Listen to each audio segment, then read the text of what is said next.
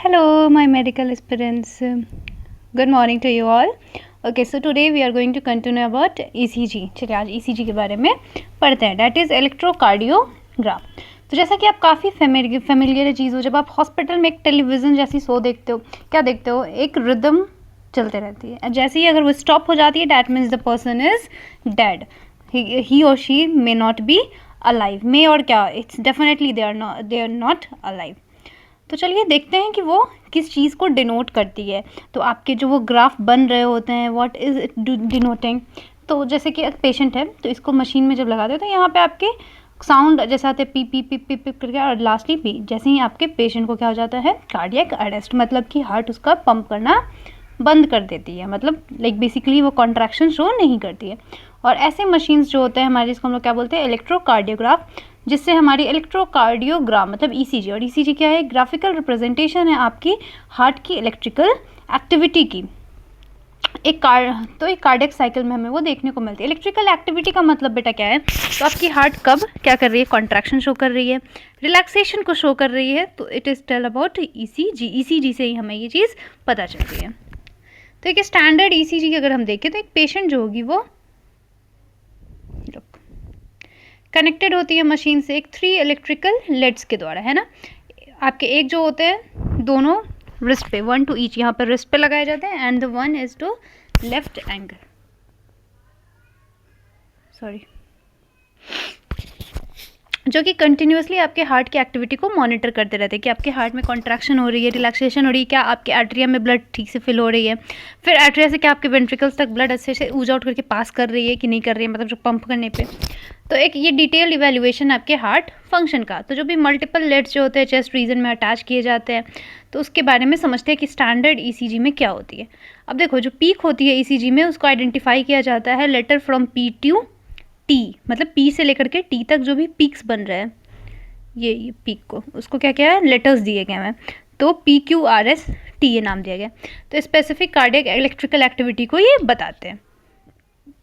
जो P wave होते हैं ये आपके रिप्रेजेंट करते हैं एक्साइटेशन, या फिर उसी को कह सकते हैं डीपोलराइजेशन ऑफ एट्रिया को, मतलब आपके एट्रिया के एक्साइटेशन को बताते हैं, जिसमें से आपके कॉन्ट्रैक्शन होते हैं दोनों के दोनों एट्रिया में. और जब कॉन्ट्रैक्शन होगी तो ये कहाँ जाएंगे, आपके वेंट्रिकल्स में जाएंगे, है ना.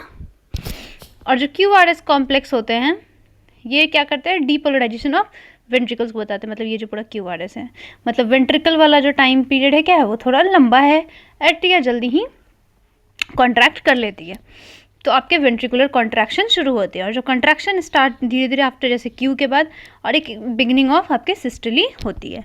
जो टी वेव होती है वो आपकी रिप्रेजेंट करती है कि वेंट्रिकल्स जो होते हैं आपके नॉर्मल मतलब एक्साइटेड स्टेट से कहाँ हो जाते हैं, वो नॉर्मल रीपोलराइजेशन स्टेट पे वो वापस आ जाते हैं. ठीक है, रीपोलराइजेशन स्टेट पे वो वापस. तो देखिए आपके रीपोलराइजेशन स्टेट में मतलब टी वेव पे क्या होती है, आपकी हार्ट नॉर्मल स्टेट पे आ जाती है. जैसे end of the T wave होती है, that means end of systole, मतलब आपकी पूरी क्या हो चुकी है, रिलैक्सेशन खत्म हो चुकी है. तो ऑब्वियसली ये जो हमारे नंबर, अगर हम क्यू आर एस कॉम्प्लेक्सेस को काउंट करें तो हमारे गिवन पीरियड ऑफ टाइम में, तो ये बता सकती है कि आपके हार्ट बीट रेट कितना है एक इंडिविजुअल में. सो ईसीजी ऑब्टेन हम करते हैं डिफरेंट इंडिविजुअल से, तो रफली वो क्या होता है, सेम शेप का ही होता है, और एक कन्फिगरेशन हम बना पाते हैं. अगर इसमें कोई डेविएशन है, मतलब आपका ये ईसीजी का डायग्राम ऐसा, मतलब ईसीजी का ये शेप नहीं बन रहा है, that means there is abnormality और डिजीज़, जिसको हम लोग बाद में चल करके क्लिनिकल सेगमेंट्स के लिए इसी को देखते हैं, और तब हम पता कर पाते हैं कि इसकी कोई एट्रियल डिफिब्रिलेशन तो नहीं है, या फिर वेंट्रिकुलर आपके ये क्या कहते हैं, डीपोलराइजेशन में कुछ डिफेक्ट्स तो नहीं आ गया. तो इस तरीके से हम क्या करते हैं, एक डिजीज़ का डायग्नोसिस कर पाते हैं. This is very important for a diagnosis. Clinical significance के लिए आपके ईसीजी का इंपॉर्टेंस है. Okay, so coming further to double circulation. अब डबल सर्कुलेशन किसे कहते हैं, तो जैसा कि जो आपके ब्लड फ्लो करते हैं वो स्ट्रिक्टली क्या होता है, एक फिक्स्ड रूट होती है, किसके द्वारा, ब्लड वेसल्स के द्वारा. तो जो आपकी आर्टरीज एंड वेन्स होते हैं, बेसिकली जो आर्टरी एंड जो वेन्स होते हैं इसमें 3 लेयर्स पाई जाती है. जो इनर लाइनिंग होती है किसकी होती है, आपकी स्क्वैमस एंडोथेलियम, जिसे हम लोग क्या बोलते हैं, ट्यूनिका इंटिमा. जो मिडिल लेयर है वो स्मूथ मसल की होती है और इलास्टिक फाइबर्स की, जिसे हम लोग क्या बोलते हैं, ट्यूनिका मीडिया.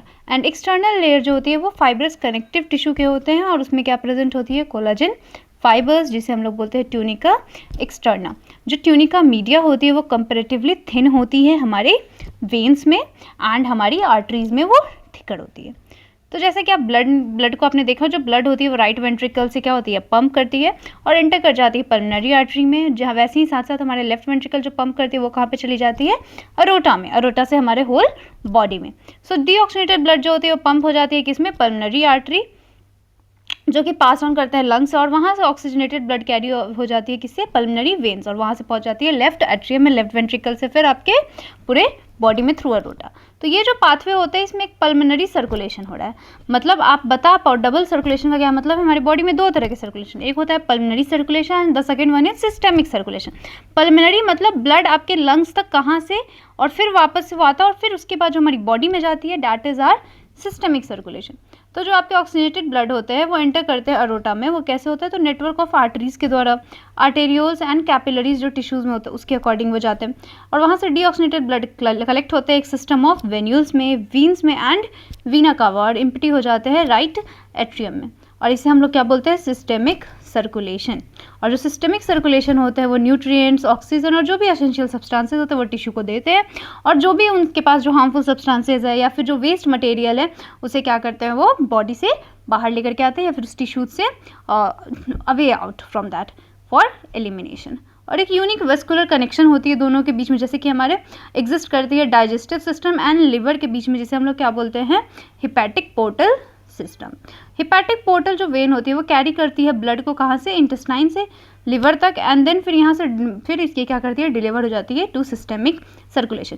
फिर वैसे ही एक स्पेशल हमारी coronary system of blood vessels है जो कि हमारे बॉडी में एक्सक्लूसिवली पाई जाती है, किसके पास, कार्डियक मसल्स। मतलब देखो हार्ट तो है ही, तो हार्ट को ब्लड कौन दे रहा है, अरोटा दे रही है, नहीं, हार्ट के पास क्या होती है, खुद की आर्टरी होती है, खुद की वेन्स होती है, that is coronary system of blood vessels जो हार्ट के पास है, जिसको हम लोग क्या बोलते हैं, कोरोनरी आर्टरीज।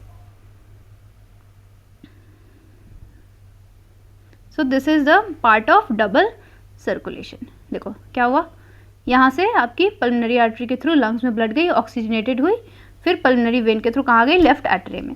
अब लेफ्ट एट्रियम से लेफ्ट वेंट्रिकल जाएगी, लेफ्ट वेंट्रिकल से क्या होगा, डॉर्सल अरोटा के थ्रू आपके पूरे बॉडी पाथ्स में जाएंगे। बॉडी पाथ्स में क्या करेगी, ये ऑक्सीजन को ट्रांसफर कर देगी, न्यूट्रिएंट्स को दे देगी, और यहाँ से जो भी कार्बन डाइऑक्साइड है या फिर वेस्ट हार्मफुल मटेरियल से उसे क्या करेगी, ये वापस आपके वीना कवर जो कि ग्रेट वेन से उसके द्वारा लेकर के चली जाएगी।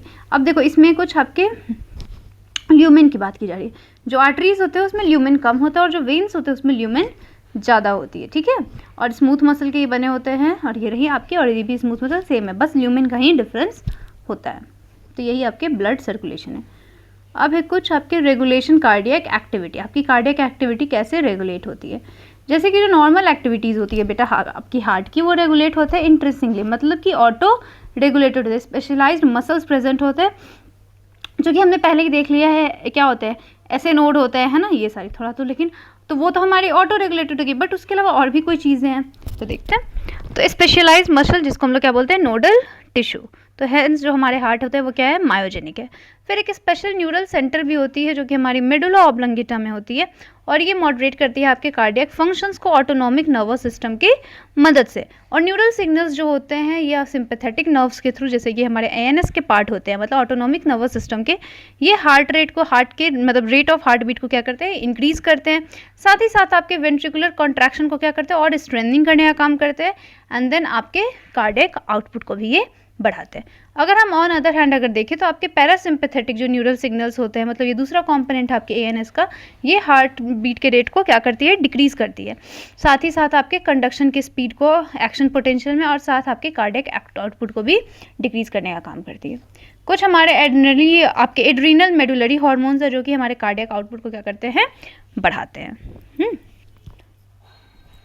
तो आपके हार्ट क्या होती है, हमारे थोड़ा सा सिंपैथेटिक एंड पैरासिम्पैथेटिक नर्वस से अपने कार्डियक आउटपुट को क्या कर सकती है, या फिर आपके हार्ट रेट को थोड़ा बहुत डिफर कर सकते हैं, बट रेगुलेशन में इम्पॉर्टेंट रोल नहीं होता इसको। अब कुछ डिसऑर्डर्स है, बहुत सारे डिसऑर्डर्स है, देयर आर लॉट, बट हाँ जो कुछ मेन है जो आपको 11th लेवल से बेटा पढ़ना है उसके बारे में देखते हैं। तो जो आपके सर्कुलेटरी सिस्टम में जो डिसऑर्डर, सबसे पहले हाई ब्लड प्रेशर, मतलब बीपी बढ़ा हुआ है, जिसको और मेडिकल टर्म में क्या बोलते हैं, हाइपरटेंशन। तो हाइपरटेंशन क्या है, तो आपकी नॉर्मल ब्लड प्रेशर क्या होती है, 120 by what, 80 mm Hg।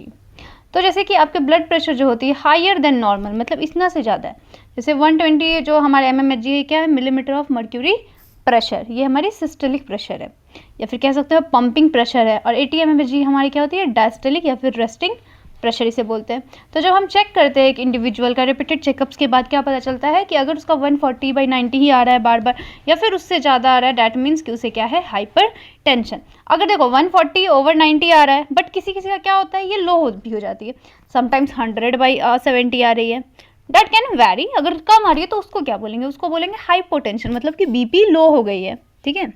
So high blood pressure की वजह से ये आपके हार्ट डिजीज़ होते हैं और साथ ही साथ आपके कुछ वाइटल ऑर्गन्स जैसे कि ब्रेन और किडनी को भी काफ़ी ज़्यादा अफेक्ट करते हैं। जिसको हाइपरटेंशन होते हैं, they are very chances of getting stroke होने के चांसेस होते हैं। आपके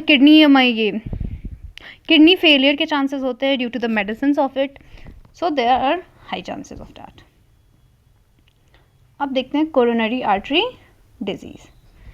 नेक्स्ट है कोरोनरी आर्टरी डिजीज। अब याद करो कोरोनरी आर्टरी बेटा क्या थी, ये वो आर्टरी थी जो हमारे हार्ट के मसल्स को क्या कर रही थी, ब्लड सप्लाई कर रही थी। तो कोरोनरी, इसमें एक बीमारी हो गई तो मतलब इसे हम लोग ज़्यादातर एथेरोस्क्लेरोसिस और आर्टेरियोस्क्लेरोसिस बोलते हैं। तो एथेरोस्क्लेरोसिस इसमें हमारी क्या करती है, जो भी हमारे वेसल्स को अफेक्ट करती है, जो हमारे ब्लड सप्लाई को क्या करते हैं, हार्ट मसल्स तक कर रहे हैं। ये कैसे होता है, तो या तो कैल्शियम का डिपोजिशन हो जाए या फैट या कोलेस्ट्रॉल या आपकी कुछ फाइब्रस टिश्यूज़ का, जिसकी वजह से आपके ल्यूमेन जो होते हैं आर्टरीज के और ज़्यादा नैरो होते जाते हैं। वैसे तो आर्टरी का ल्यूमेन पहले से ही पतला होता है but due to deposition of this, अब देखो इसका डिपोजिशन कैसे होगा, due to our lifestyle, or eating habits of course, है ना। अगर हम बहुत ज़्यादा खाना खाते हैं but we don't do much of physical exercises नहीं करते हैं, ऑफकोर्स कोलेस्ट्रॉल लेवल बढ़ रही है, फैट लेवल्स बढ़ रहे हैं, so it leads to our heart disease and sometime it could be a coronary artery disease, it can be your hypertension, any could of it.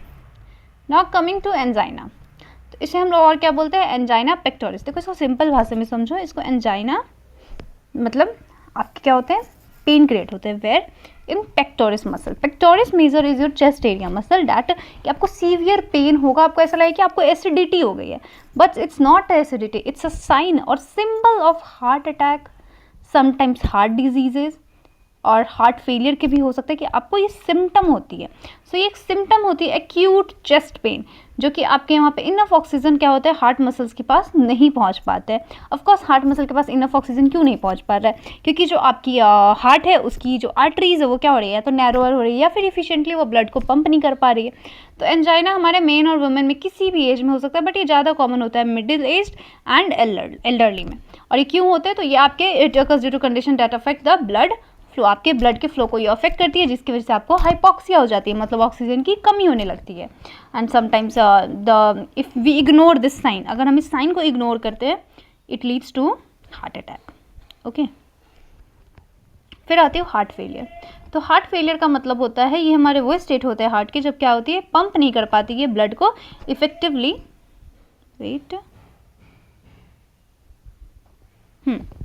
Blood को effectively क्या करती है, वो पंप नहीं कर पाती है ताकि हमारी बॉडी की डिमांड क्या हो जाए, फुलफिल हो जाए। सो समटाइम्स हमें इसे क्या बोलते हैं, कॉन्जेस्टिव हार्ट फेलियर, क्योंकि हमारे कंजेशन हो जाते हैं लंग्स का, ये मेन सिम्टम होता है इस डिजीज़ का। तो हार्ट फेलियर, अब देखो इसमें कुछ डिफरेंस आपसे पूछा जाएगा, heart failure, heart attack, cardiac arrest क्या होता है। तो हार्ट फेलियर जो होती है ये सेम नहीं होती है कार्डियक। देखो हार्ट फेलियर मैंने क्या बताया, वो स्टेट ऑफ हार्ट है जब यहाँ पे क्या होती है, आपकी पंपिंग इफेक्टिवली नहीं हो पाती है, बॉडी नीड के नहीं, इसलिए हार्ट अपना काम कर, हार्ट क्या हो गया, फेल कर गया। जैसे इंसान क्या कर पाता है, अपना अगर बेस्ट नहीं देते तो हम फेल कर जाते हैं, जस्ट लाइक हार्ट। तो आपकी ये सेम नहीं होती है कार्डियक अरेस्ट। कार्डियक अरेस्ट में क्या होती है, तो आपकी हार्ट जो होती है वो बीट ही नहीं कर पाती है, मतलब उसमें सिग्नल ही नहीं जनरेट हो रही है। और हार्ट अटैक क्या होती है, जब हार्ट मसल में क्या होता है, सडनली डैमेज हो जाते हैं। क्यों, क्योंकि आपकी ब्लड सप्लाई वहाँ पे अच्छे से नहीं पहुँचती, इसलिए हार्ट में जो डैमेज होना शुरू होता है उसे हम लोग हार्ट अटैक कहते हैं। So there are 3 names, heart failure, cardiac arrest and heart attack. So remember that, it's a very important part, क्योंकि आप इन तीनों में कंफ्यूज हो गए। बीइंग एज अ स्टूडेंट मैं भी कंफ्यूज होती थी, that's why you should get it. Okay, so I hope आप लोग को ये चैप्टर समझ में आई होगी, body fluids and circulation. Tomorrow I am going to start the excretion, तो उसके बाद एक्सक्रीटी के बारे में पढ़ेंगे। Okay, bye, take care, have a nice day and अपने क्वेश्चंस को प्रैक्टिस करो आप। और इससे ज़्यादा मैं क्या बोलूँ, ज़्यादा स्ट्रेस नहीं लो। स्ट्रेस के लिए वैसे फ़िलहाल मैं कुछ कहना नहीं चाहूँगी, because sometimes good stress is good for you, but बहुत ज़्यादा लेने की ज़रूरत नहीं है। अगर होती है तो भी बहुत, तब तो बहुत अच्छी बात है, और अगर नहीं होती है there may be something else for you, but try करो बेटा हो जाए। Okay, so bye.